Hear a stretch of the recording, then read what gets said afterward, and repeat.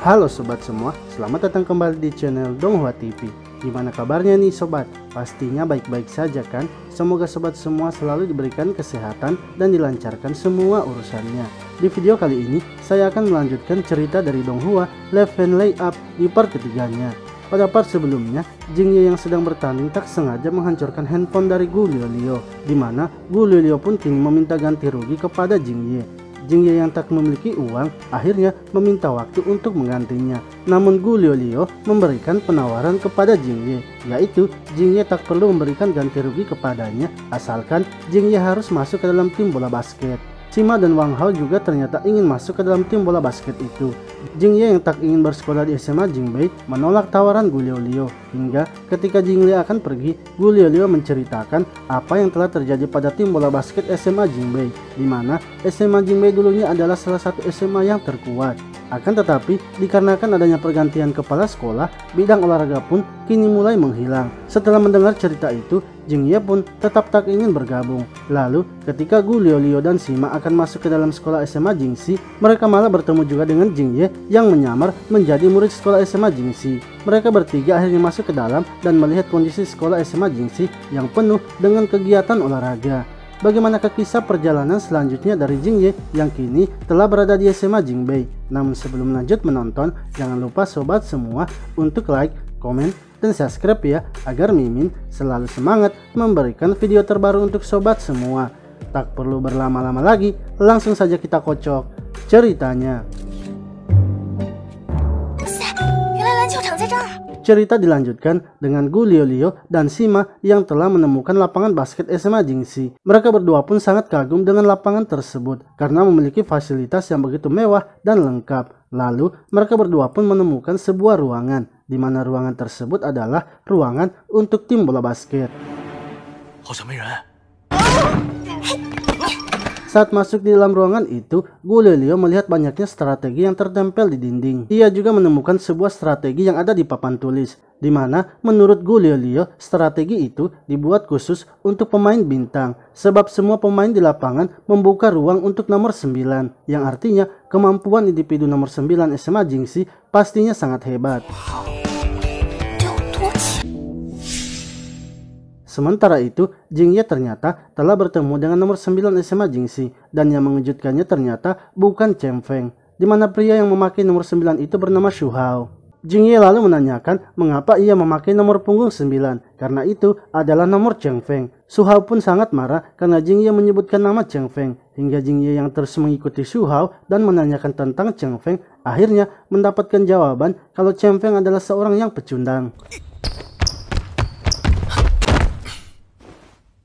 Jingye pun sangat marah karena Xu Hao menyebut Chen Feng sebagai seorang yang pecundang. Ia kemudian menantang Xu Hao untuk bertanding dengannya 1 lawan 1. Orang-orang kini mulai berdatangan melihat pertandingan mereka. Xu Hao pun mengatakan jika poin mereka mencapai 5, maka ia adalah pemenangnya. Jingye lalu memulai pertandingannya. Dengan kecepatannya, ia mampu melewati Xu Hao serta mencetak 1 poin.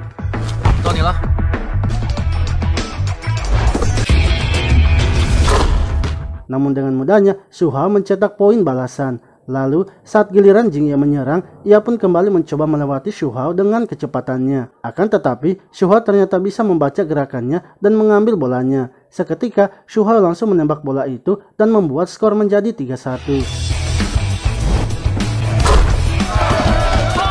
Jingye kemudian kembali menyerang Xu Hao dan mencoba mengecohnya. Namun saat ia akan menembakkan bolanya, Xu Hao ternyata dapat membloknya dan langsung melakukan serangan balik.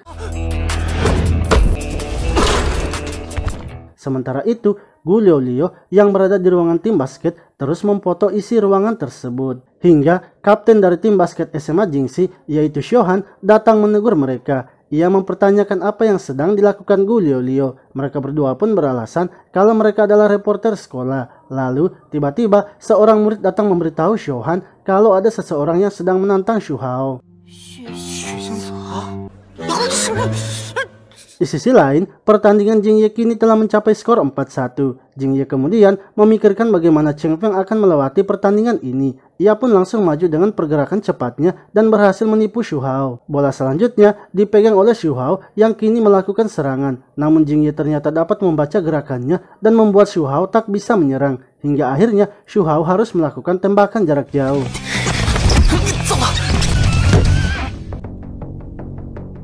Shohan yang menghentikan pertandingan itu kemudian menyuruh mereka untuk pergi. Akan tetapi, Jingye tetap saja mempertanyakan Cheng Feng yang tak ada di tim basket. Semua orang pun terdiam ketika mendengar nama Cheng Feng. Xu Hao yang sudah kesal akhirnya mengatakan kalau Cheng Feng sudah lama dikeluarkan karena merupakan penjahat yang hanya mencari keuntungan. Jingye pun sangat marah dengan perkataan Xu Hao. Sima kemudian datang memisahkan mereka dan mengajak Jingye untuk pergi. Sebelum Jingye pergi, Xu Hao berpesan untuk menunjukkan kemampuannya jika mereka bertemu lagi di lapangan. Lalu, saat berada di toilet, Jingye ternyata terus memikirkan perkataan dari Xu Hao. Sima pun terus memprovokasi Jingye agar mau bergabung dengan SMA Jingbei agar bisa mengalahkan SMA Jingxi. Sementara itu, seorang pria yang berada di dalam toilet mendengar mereka yang sedang membicarakan Xu Hao. Ia lalu keluar dan meminta agar dimasukkan ke dalam tim basket untuk melawan Xu Hao.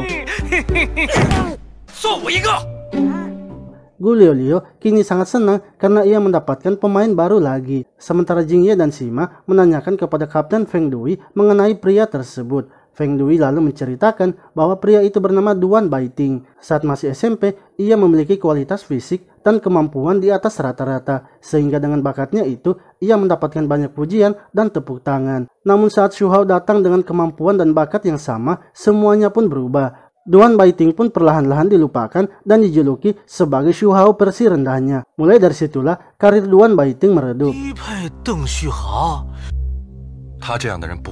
Jingye yang mendengar cerita dari Feng Dui akhirnya memutuskan untuk bergabung dengan SMA Jingbei. Jingye yang mendengar cerita dari Feng Dui akhirnya memutuskan untuk bergabung dengan SMA Jingbei. Sima pun sangat senang karena ia kini bisa bermain lagi dengan Jingye. Begitu pula dengan Gu Liolio yang kini meresmikan pembentukan tim bola basket SMA Jingbei.